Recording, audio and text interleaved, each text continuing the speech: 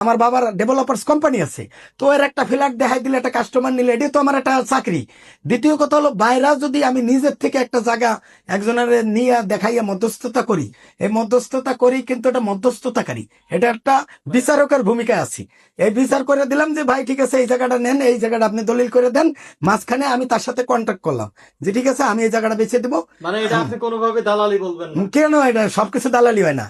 আচ্ছা বাদ দেন, মানে আপনি আলেম বলে এটা দালাল না না নাউজবিল্লাহ বলেন। আপনি আপনি এই যে আপনি খোসা মারেন না, শোনেন, সবকিছু দালালি হয় না। দালালি কাকে বলে জানেন? দালালি হলো যে আপনি দালালির কথা কইতেছেন, এটা হলো দালালি। আর আপনি যদি কষ্ট করেন একটা বিয়ে শাদী ঘটকালি করেন, তো ঘটকালির নামও দালালি দিয়ে দেন। নাম যারা করে ঘটকালি তারা করে দালালি বলে দেন, তার আপনার পিঠের চামড়া থাকবে না নেমে। ঘটকালিও একটা দালালি, ঘটকালি হলো বড় দালালি, পৃথিবীর বড় দালালি হলো ঘটকালি। এই ছেলের পক্ষে যায় কয় এর মতো মেয়ে নাই, মেয়ের পক্ষে যায় কয় এর মতো ছেলে নাই, এরপরে মেয়ে বিয়েটা জোড়া দিয়ে দেয়, 3 দিন পরে ভেঙে যায়। একে দালালের দোষ? এটা কপালের দোষ।